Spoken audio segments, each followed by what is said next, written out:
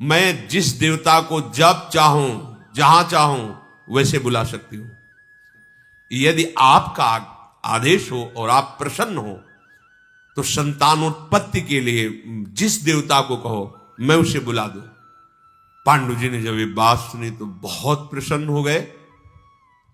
कुंती जी ने धर्म देवता का जे ही आवाहन किया, तत्काल उसी क्षण भगवान धर्म उपस्थित हुए। भगवान धर्म ने कुंती जी को एक पुत्र प्रदान किया। धर्मात्माओं में अग्रगण्य है और ये पराक्रमी, उदार, दूसरे का हित करने वाला, अजात शत्रु, सत्यवादी महात्मा, ये धर्मराज युधिष्ठिर के नाम से प्रसिद्ध होगा। महाराज युधिष्ठिर का प्रादुर्भाव धर्म देवता से हुआ। धर्मात्मा पुत्र को पाकर पांडु को बड़ा उत्साह और लोभ प्रकट हुआ। अब तुम ऐसे देवता का वर्ण करो जो सबसे बलवान हो। तो कुंती जी ने कहा सबसे बड़ा बलवान देवता वायुदेव है। त्रिभुवन में देवताओं में महाबली वायु देवता है, जिनके ही पुत्र पवन पुत्र भगवान के परम प्रेमी महाभागवत हनुमान जी महाराज है। आप वायु देवता का चिंतन करो। पांडु जी बहुत प्रसन्न है। पहले धर्म का अब महाबली प्रकट होना चाहिए। कुंती जी ने पवित्र होकर प्राण संयम करके प्रयोग विधि के द्वारा मंत्र का जे ही जप किया तो समस्त प्राणियों में प्राण बल संचालन करने वाले भगवान वायुदेव उपस्थित हो गए। मृग पर आरूढ़ और गर्जना करते हुए भयंकर आवाज में बोले, कुंती क्या अभिलाषा है तुम्हारी? मैं क्या तुम्हें वर प्रदान करूं? कुंती जी ने प्रणाम करते हुए मुस्कुराते हुए कहा, भगवान मुझे एक ऐसा महाबली विशालकाय पुत्र चाहिए जो विश्व में बड़े बड़े बलियों के घमंडों को चूर कर दे, बिना अस्त्र के, घूंसे के प्रहार से। ऐसा बलवान चाहिए। वायुदेव ने भयंकर पराक्रम प्रकट करने महाबाहु भीम को जन्म दिया। महाबली पुत्र जब वायु देवता से प्रकट हुआ तो आकाशवाणी हुई, कुंती इसके समान बलवान विश्व में कोई नहीं, महाबलशाली है। बहुत प्रसन्न हुई कुंती। वायु देवता अंतर ध्यान हुए। अभी 10 दिन के ही थे भीम कि वो गोद में लेकर के सरोवर में स्नान करने के लिए जा रही थी। जे ही कुटिया से बाहर निकली तो पर्वत के समीप से निकलना था। वहां कंदरा में एक सिंह बैठा था। उसने दहाड़ मारी कुंती को देखकर। महाराज पांडु सावधान रहते थे। तुरंत धनुष में प्रत्यंता चढ़ाई और सिंह का वध किया। पर दहाड़ सुनकर एकदम कांप गई कुंती, तो हाथ से भीम गिर गए तो वो पहाड़ की चट्टान चूर चूर हो गई। भीम के गिरने मात्र से 10 दिन के हैं, भारी पहाड़ की चट्टान ऐसे चूर चूर हो गई। गिरते समय अपने अंगों से पर्वत शिला को धूल कर दिया। महाराज पांडु और कुंती देखकर बड़े आश्चर्य। अब कोई प्रहार नहीं, केवल गिरा 10 दिन का बालक, एक पहाड़ चूर चूर हो गया। चंद्रमा मघा नक्षत्र पर, बृहस्पति सिंह लगन पर, सूर्यदेव दोपहर के समय त्रयोदशी तिथि को मैत्र मुहूर्त में अविचल बल वाले भीमसेन का जन्म हुआ। जी इधर भीमसेन का जन्म हुआ था, उधर दुर्योधन का जन्म हुआ था। भीमसेन के जन्म लेने के बाद पांडु को और उत्साह हुआ, जैसे लाभ पे लोभ और बढ़ता है। उन्होंने कहा कि अब एक ऐसा पुत्र होना चाहिए जो सबसे बड़ा धनुर्धर हो, दिव्यास्त्रों का ज्ञाता हो और शास्त्रों का पंडित हो। कुंती जी देख रही कि महाराज का लोभ बढ़ता ही जा रहा है। उनका ऐसे तो देवराज इंद्र है, समस्त दिव्यास्त्रों के ज्ञाता, शास्त्रों के ज्ञाता। वो देवराज इंद्र को बुलाओ। तो उनका देवताओं के राजा है, कुछ समय हमें चाहिए, एकांत में होकर के कुंती जी ने तपस्या और मंत्र अनुष्ठान से देवराज को संतुष्ट किया, फिर आवाहन किया। महाराज पांडु के कहने पर देवराज इंद्र का जो ही आवाहन हुआ तो देवराज इंद्र पधारे और कहा, तुम्हें ऐसा पुत्र प्रदान करता हूं जो धनुर्विद्या का ज्ञाता और समस्त शास्त्रों का ज्ञाता होगा। फाल्गुन मास दिन के समय पूर्वा फाल्गुनी उत्तरा फाल्गुनी नक्षत्र के संधि काल में फाल्गुन मास फाल्गुनी नक्षत्र में जन्म लेने के कारण उस बालक का नाम फाल्गुन हुआ, जिसे अर्जुन नाम से पुकारा गया। देवराज इंद्र के द्वारा अर्जुन का प्रादुर्भाव हुआ। जब अर्जुन प्रकट हुए तो आकाशवाणी हुई, कुंती देवी, ये समस्त प्राणियों का हित करने वाला इतना बलवान तेजस्वी भगवान शंकर के समान इसकी भुजाओं में बल, देवराज इंद्र के समान ये धनुर्विद्या का ज्ञाता और वामन भगवान के समान देवताओं को सुख प्रदान करने वाला, इसका नाम अर्जुन होगा। ये सदैव तुम्हारी प्रसन्नता को बढ़ाएगा। माद्री जी ने देखा कि कुंती जी के तो 3 तेजस्वी पुत्र हो गए, पांडु जी के समीप आई और कहा, भगवान मैं तो कह नहीं सकती कुंती जी से। क्यों? क्योंकि देखो हर तरह से मैं उनसे सुंदर हूं और सौभाग्यशाली हूं, पर मुझे महारानी पद नहीं मिला। महारानी पद कुंती को मिला क्योंकि पहले उनका वर्ण किया। मैं किस बात में कमी हूं, ये बात सहती रही। अब दूसरी बात, उनके पुत्र हो गए और मेरे, महारानी भी वही, पुत्र भी उनके। महाराज आपको शाप है, पर आप प्रार्थना तो कर सकते हैं कुंती देवी से कि वो मंत्र मुझे बता दे जिससे मैं भी पुत्र प्रकट कर सकूं। और मैं कह नहीं सकती, आपसे कह रहे हूं, उनसे तो कहूंगी भी नहीं।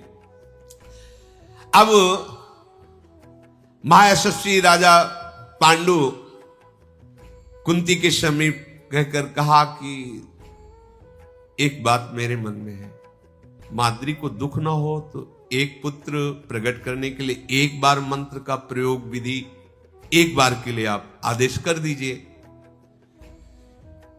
उनका, महाराज आपकी आज्ञा शिरोधार्य है। पांडु ने जब इंद्र प्रकट होकर के अर्जुन को तो और बोलने वाले, तो उनका, महाराज अब शब्द नहीं, आगे नहीं, बस धर्म यहीं तक आदेश करता है। महाराज पांडु की प्रेरणा से माद्री से कहा, तुम्हें एक बार मंत्र का प्रयोग करने को किसी एक देवता को बुला लो, इसके बाद वो प्रयोग विधि याद रहने पर भी सफल नहीं होगी, मैं केवल एक बार के लिए आदेश करती हूं। मन में आया कि इनके तो 3 पुत्र हैं, मुझे एक पुत्र एक देवता को बुलाना, तो विचार किया अश्विनी कुमार एक कहे जाते पर हैं 2। उन्होंने अश्विनी कुमार का आह्वान किया, वो 2 पुत्र हुए जिनका नाम नकुल और सहदेव। सतसंग पर्वत पर महाराज पांडु कुंती जी और माद्री जी के साथ विराजमान हैं। बहुत से ब्रह्म ऋषियों का सेवन पांडु जी महाराज करते हैं। पुत्र की प्राप्ति की प्रबल इच्छा और जाने अनजाने में एक भयंकर अपराध बन जाना। किंदम नाम के एक ऋषि जो बहुत संयम से चलने वाले थे, पर भगवत लीला विधान से उनको दिन में ऐसी काम की वृत्ति जागृत हुई कि वो संभाल नहीं पाए और अपनी पत्नी की प्रेरणा से मृग रूप धारण किया। क्योंकि दिन में काम भोग करना निषेध किया गया है शास्त्र में, उसे पापाचरण माना गया है, तो ऐसी गलती ना हो जाए इसलिए उन्होंने मृग रूप धारण किया कि पशु के ऊपर कोई शास्त्र सिद्धांत नहीं। इतने महान तपस्वी कि वो अपने स्वरूप को छिपाकर मृग रूप धारण कर लिया, पर उस काम पर विजय प्राप्त नहीं की। परिणाम यह हुआ कि मृग और मृगी के रूप में तो महाराज पांडु ने देखा, इतना तेजस्वी मृग तो हमने देखा ही नहीं। इसकी मृगशाला तो बहुत सुंदर बनेगी। 5 बाणों से बीन दिया। तब किंदम ऋषि ने कहा कि तुमने भारी अपराध कर दिया, मैं शाप देता हूं, जब तुम अपनी स्त्री में कामासक्त होगे उसी समय तुम्हारी मृत्यु हो जाएगी। इस शाप से मानो दग्ध हो गए महाराज पांडु। कुंती जी से कहा कि अभी कुछ समय पहले ब्रह्म ऋषियों ने कहा तुम्हें निराश नहीं होना, तुम्हारे पुत्र होगा, तो मैं तो असमर्थ हूं शाप के कारण, फिर पुत्र कैसे हो सकता है। हमें लगता है जब हमारे भाग्य में पुत्र है तो उसका विधान शास्त्र में एक निकलता है, किसी ब्रह्म ऋषि से संयोग कराकर पुत्र प्राप्त किया जाए। क्या कुंती देवी से कहा तुम्हें यह स्वीकार है? उनका भगवान किसी ब्रह्म ऋषि की आवश्यकता नहीं है, हमने एक ऐसा दुर्वासा जी से मंत्र प्राप्त किया है कि जिस देवता को चाहे आकर्षित करके बुला सकते हैं। महाराज पांडु की प्रेरणा से साक्षात धर्म, जिससे धर्मराज युधिष्ठिर प्रकट हुए। फिर महाराज पांडु की प्रेरणा से वायु देवता का वाहन, जिससे महाबलशाली भीम प्रकट हुए। फिर देवराज इंद्र का वाहन, जिससे अर्जुन जी प्रकट हुए। फिर कुंती से कहा तो कुंती ने कहा बस महाराज, शास्त्र विधान इतना ही है, आगे एक शब्द भी आप नहीं बोलना। माद्री जी ने प्रार्थना किया पांडु से कि आप जानते हैं मैं किसी भी स्थिति में कुंती जी से कम नहीं हूं, पर मुझे महारानी पद नहीं मिला, मैं सह गई। अब तो असह नहीं हो रहा है कि उनके पुत्र भी हो गए और मेरे पुत्र नहीं। मैं प्रार्थना कर नहीं सकती, आप प्रेरणा कीजिए कुंती जी को कि एक पुत्र के लिए मुझे भी सौभाग्य प्रदान करें। महाराज पांडु ने कुंती जी से ऐसा निवेदन किया। कुंती जी ने कहा किसी भी एक देवता का आप स्मरण करो, मंत्र विधि का प्रयोग मैं कर रही हूं। तो बड़ी सावधानी और प्रवीणता से विचार किया कि इनके 3 पुत्र हैं तो 2 तो होने ही चाहिए, और 2 के लिए अवसर है नहीं, इसलिए उन्होंने एक देवता का स्मरण किया जो 2 रूप में रहते हैं, अश्वनी कुमार। दोनों अश्वनी कुमार प्रकट हुए और उनसे नकुल सहदेव का प्रादुर्भाव हुआ। यही महाभागवत 5 पांडवों के नाम से प्रसिद्ध हुए। सत्संग निवासी ब्रह्म ऋषियों ने उन सब का संस्कार किया और बहुत ही आशीर्वाद दिए। कुंती के ज्येष्ठ पुत्र का नाम युधिष्ठिर, मंझले का नाम भीमसेन और उनसे छोटे का नाम अर्जुन। माद्री के पुत्रों में जो सबसे पहले प्रकट हुए उनका नाम नकुल और दूसरे का नाम सहदेव निश्चित किया गया। पांडवगण ये 5 प्रतिवर्ष एक एक करके प्रकट हुए थे। ये सब दिव्य तेजधारी देव स्वरूप, धैर्यवान, वीर्यवान, महाबली, महान बुद्धिमान, पराक्रमी, इन तेजस्वी पुत्रों को देखकर महाराज पांडु को बड़ी प्रसन्नता हुई। बार बार सत्संग निवासी मुनियों के चरणों में प्रणाम करते हैं कि ये सब आप ऋषियों की कृपा से ही सौभाग्य प्राप्त हुआ है।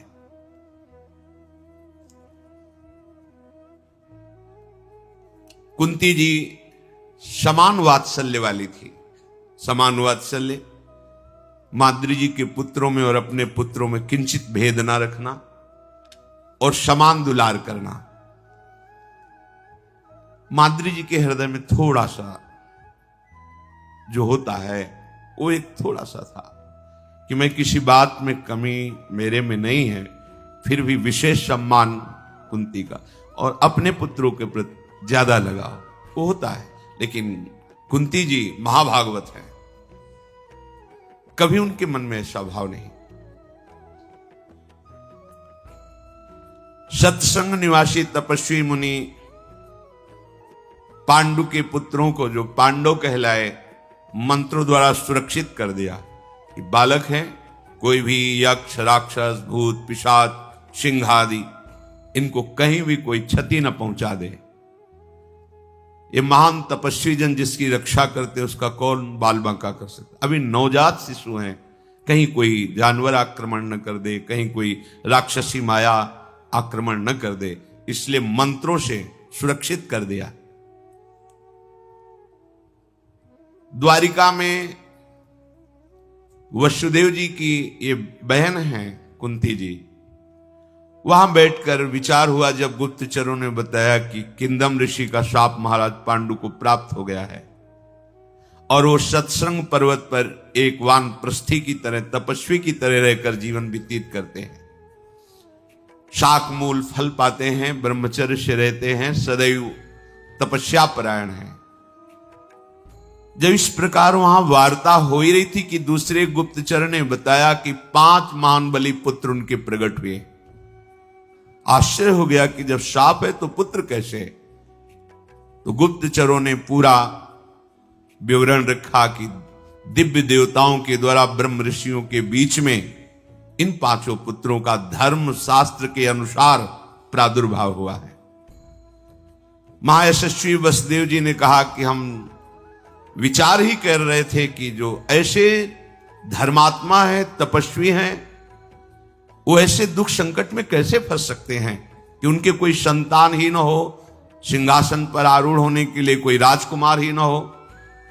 अच्छा हुआ पांडु जी का प्रिय हुआ, ऋषियों की कृपा हुई, बहुत से विद्वान ब्राह्मणों को वसुदेव जी ने सत्संग पर्वत पर भेजा, वस्त्र आभूषण, बहुत सी भोजन सामग्री, और कहा कि आप जाकर के उनके संस्कार कीजिए उनके कुल के अनुरूप। ब्राह्मणों ने जाकर के वहां जब महाराज पांडु के सामने बात रखी तो कुंती और माद्री बहुत प्रसन्न हुए और मन से ही वसुदेव जी को प्रणाम किया। गर्भाधान से लेकर चूड़ाकरण, उपनयन संस्कार, ये सब ब्राह्मणों ने मंत्रों के द्वारा कराया। उनमें श्रेष्ठ पुरोहित श्री कश्यप जी थे। यशस्वी पांडव चूड़ाकरण, उपनयन, यज्ञोपवीत संस्कार, उपाकर्म, वेदाध्ययन, इन सब में उन ब्राह्मणों ने इनको पारंगत किया।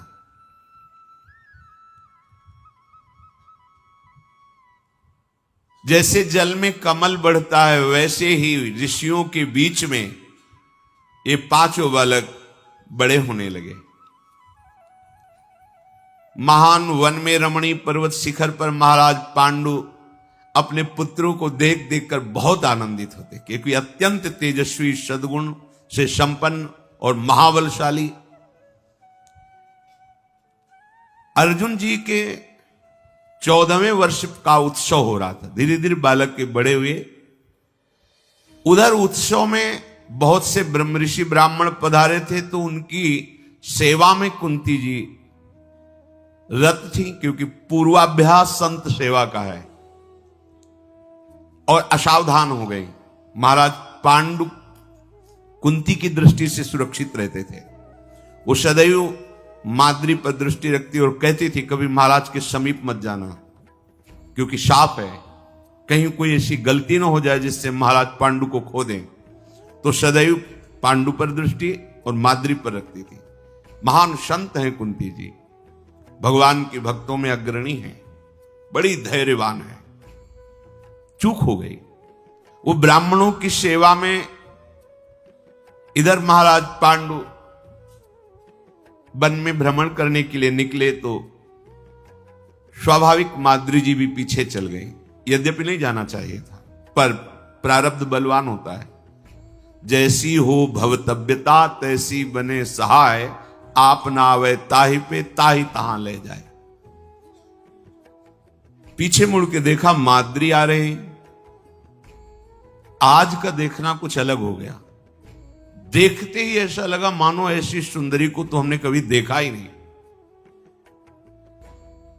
बलपूर्वक दौड़े और माद्री जी को पकड़, माद्री जी चिल्लाने लगी, महाराज पांडु सावधान, आप शापित हैं, कोई ऐसी चेष्टा मत कर देना जिससे हम आपको खो दें। पर इतनी वृत्ति प्रारब्ध से प्रेरित हो गई कि वो कहने पर भी बार बार वो सावधान नहीं हुए और बलपूर्वक माद्री को पकड़ लिया। महाराज पांडु अभी धर्मयुक्त क्रिया ही कर रहे हैं, क्योंकि माद्री जी उनकी पत्नी है। जेव ही गले से लगाया ते ही हृदय गति रुक गई और मृत्यु को प्राप्त हो। साफ था, जेव ही तुम अपनी पत्नी को काम भाव से आलिंगन करो, उसी समय मृत्यु हो जाएगी। माद्री ने देखा कि अब मेरे आलिंगन में तो पांडु महाराज का केवल शव है, प्राण निकल गए। बहुत जोर से विलाप करके रोने लगी। ये स्वर कुंती के कानों में पड़ा। दौड़ करके वहां आई और देखा महाराज पांडु मृतक अवस्था। शोकातुर माद्री ने कहा कि हमने बहुत प्रयास किया, पर महाराज मेरी एक नहीं माने और मुझे हृदय से लगा लिया। कुंती जी ने बालकों को वहीं रोक दिया, नजदीक नहीं आना, और कहा तुमसे हमने कहा था कि कभी महाराज के समीप, इतने समीप मत रहना कि तुम्हें छू सके।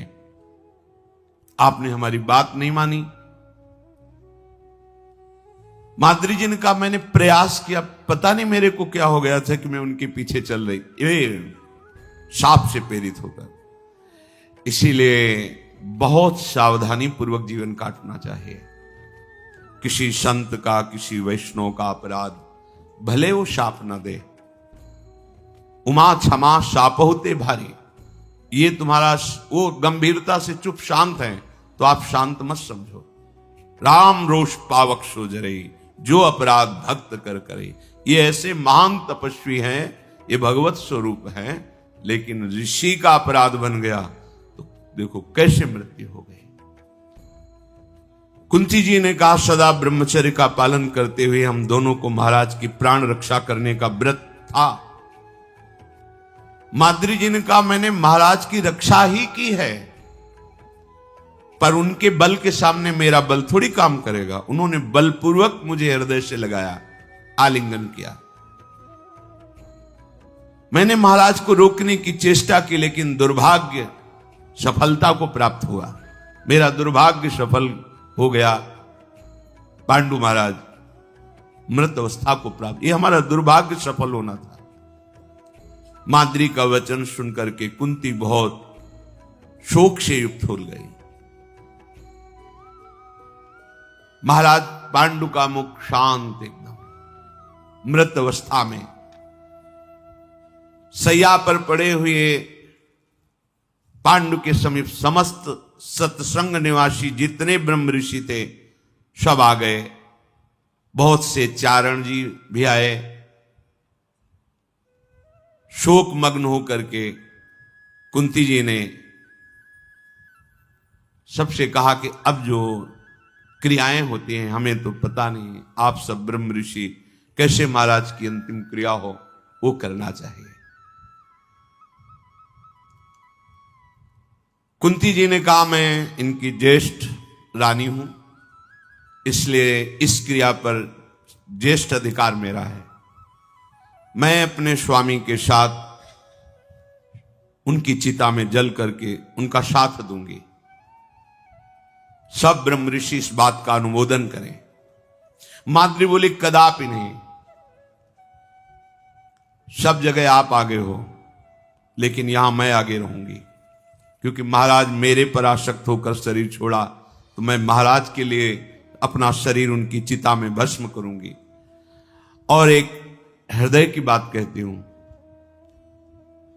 मेरे हृदय में आपके प्रति बहुत आदर है, पर मेरी सामर्थ्य नहीं कि मैं आपके पुत्रों को अपने पुत्रों जैसा पालन कर सकूं। और आप में स्वभावता यह है कि आप अपने पुत्रों में, मेरे पुत्रों में भेद ना अभी रखती हो ना कभी रखेंगी। कई बातों में मैं आपको आदर करती हूं, इसलिए मेरा बर्ताव आपके पुत्रों के साथ सही नहीं रहेगा।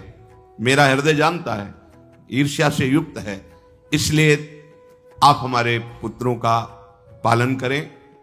और महाराज मेरे पर आकर्षित हुए, इसलिए मैं साथ में चिता में जलूंगी। कुंती बोली हे महात्माओं, हे ऋषियों, पांडु महाराज का जैसे परम मंगल हो वैसी अंत्येष्टि क्रिया करो।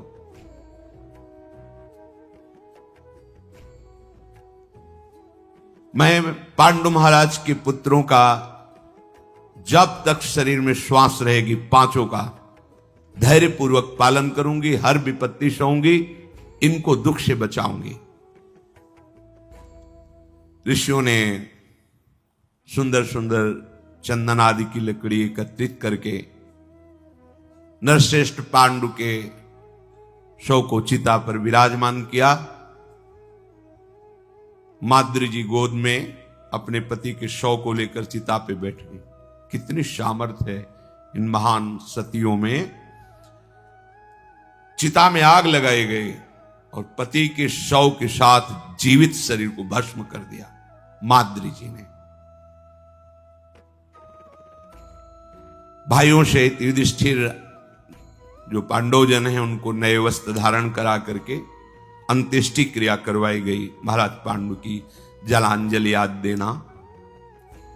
राजा पांडु के इस अंतिम संस्कार में जितने महर्षि सम्मिलित हुए थे, सबने कहा इन बालकों का मार्ग प्रशस्त होना चाहिए।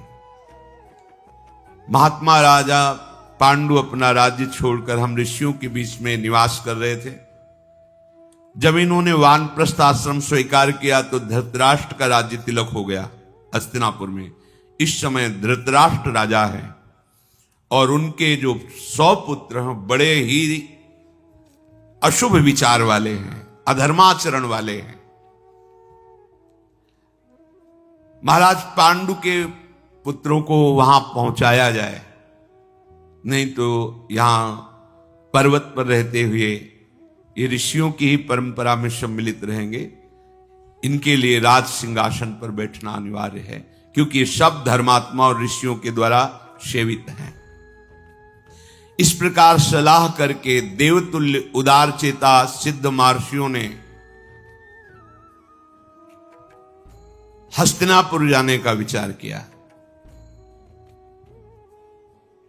माद्री और पांडु की अस्थियों को ले लिया, पांचों पांडवों को और कुंती जी को अपने दिव्य तपोबल से हस्तिनापुर के बाहर तत्काल पहुंचा दिया और समस्त ब्रह्म ऋषि साथ में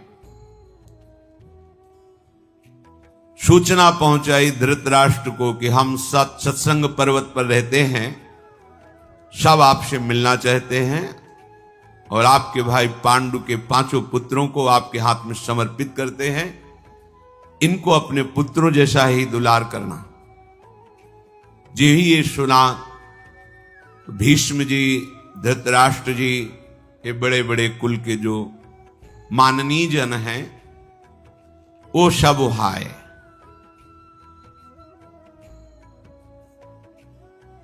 मुनियों ने द्वारपालों द्वारा सूचना पहुंचाई तो संपूर्ण नगर के नर नारी महाराज पांडु के पुत्र पधारे हैं, सब दर्शन करने के लिए आए।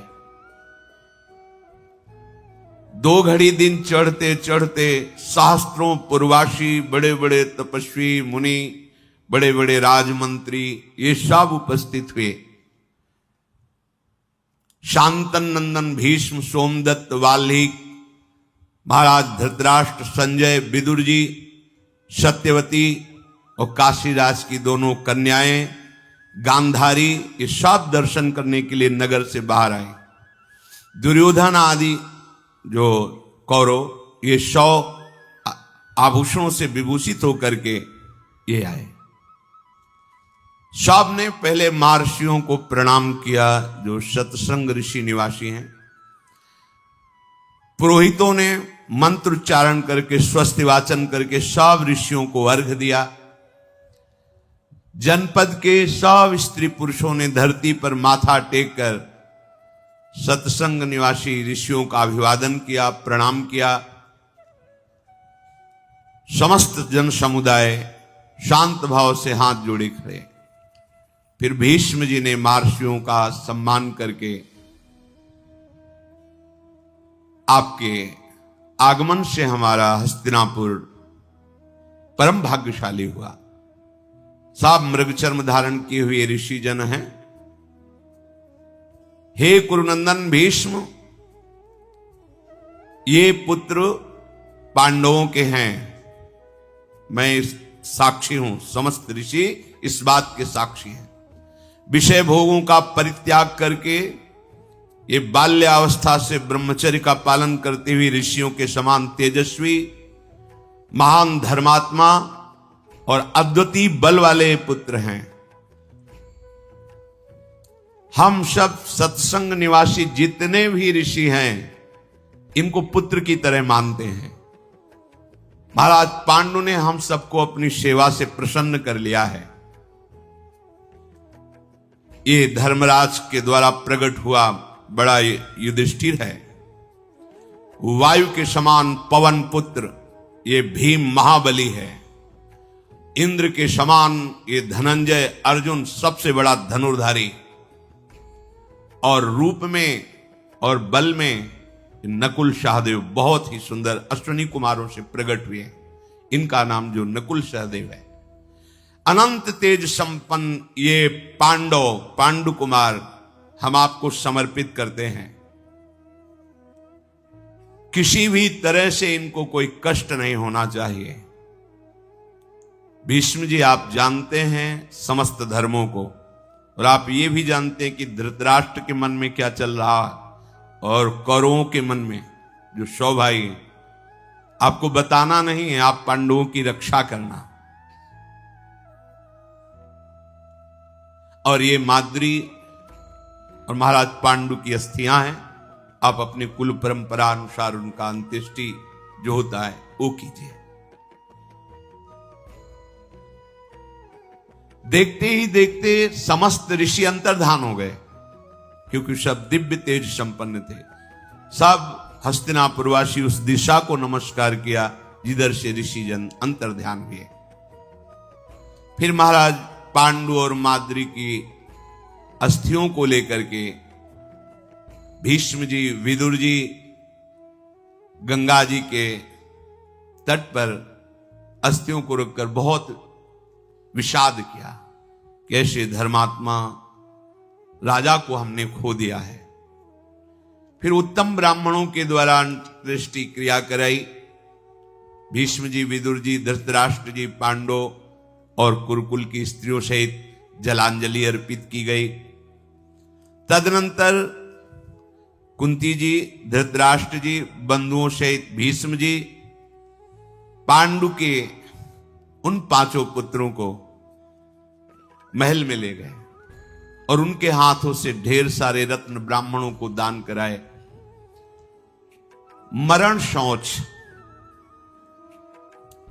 जब निवृत्त हुआ तो पांडवों को शुद्धि स्नान कराया गया। श्राद्ध की समाप्ति होने पर भगवान व्यास जी पधारे और सत्यवती जी से कहा, मां, अब तुम्हारे यहां रुकने का समय संपन्न हुआ। मैं देख रहा हूं आगे भयंकर विपत्ति आने वाली है। बहुत बुरे दिन आ रहे हैं। ऐसा भयंकर समय आएगा कि आप देख नहीं पाएंगे। छल कपट का बोलबाला होगा, इसलिए विपत्ति पर विपत्ति आएगी। जहां छल कपट होता है वहां विपत्तियों का तारतम्य लग जाता है। ये दुर्योधन महान अन्यायी है। अब तुम यहां से चलो, हस्तिनापुर में तुम्हें नहीं रहना। सत्यवती जी भगवान व्यासदेव जी की मां है, और मैं जो तुम्हें उपदेश करूं उसके अनुसार जीवन समाप्त करो। भगवान व्यासदेव जी ने योग वृत्ति का उपदेश किया। चित्त वृत्ति का निरोध करके परमात्मा में अपनी वृत्ति को लगा देना। मैं नहीं चाहता कि जिस कुल को तुमने सजाया है तुम्हारे सामने विनाश हो और तुम उसे देखकर दुखी हो। और ये अंबिके, तुम्हारा पौत्र महान अन्यायी होगा, इसलिए तुम भी नहीं देख पाओगी। हमारी मां सत्यवती के साथ चलो। पुत्र शोक से तुम्हें पीड़ित नहीं होना है, चलो। बड़ा भगवान का कृपा प्रसाद होता है कि जिस घर में कोई महाभागवत हो वो सब बना देता है। फिर तो भगवान व्यास देव जी है, अंबिका जी और सत्यवती को साथ लेकर के एकांत जंगल में भगवान व्यास देव जी ने तपस्या की पद्धति और चित्तवृत्ति कैसे परमात्मा में लगाई जाती है ये उपदेश किया। कुछ समय में ही योगाग्नि से उन दोनों का शरीर भस्म हुआ और वो भगवत धाम को प्राप्त हुई। राधे राधे जी, जय सीताराम। तो इस समय आपने सुनी पूज्य प्रेमानंद जी महाराज जी के मुख से भगवान की दिव्य कथा। आपको ये कथा कैसी लगी हमें नीचे कमेंट्स करके जरूर बताएं। और आप पूज्य प्रेमानंद जी महाराज जी के मुख से भगवान की कौन सी और दिव्य कथाएं और लीलाएं सुनना चाहते हैं जिनसे आपकी भक्ति और भी ज्यादा आगे बढ़े और आप भगवान के और नजदीक आ पाए, हमें नीचे कमेंट्स करके जरूर बताएं। श्री जी ने अगर चाहा तो हम पूज्य प्रेमानंद जी महाराज जी द्वारा उन कथाओं को भी आपके लिए प्रस्तुत कर देंगे। तब तक के लिए आप ऐसे ही भगवान का नाम लेते रहे। राधे राधे, जय सीताराम।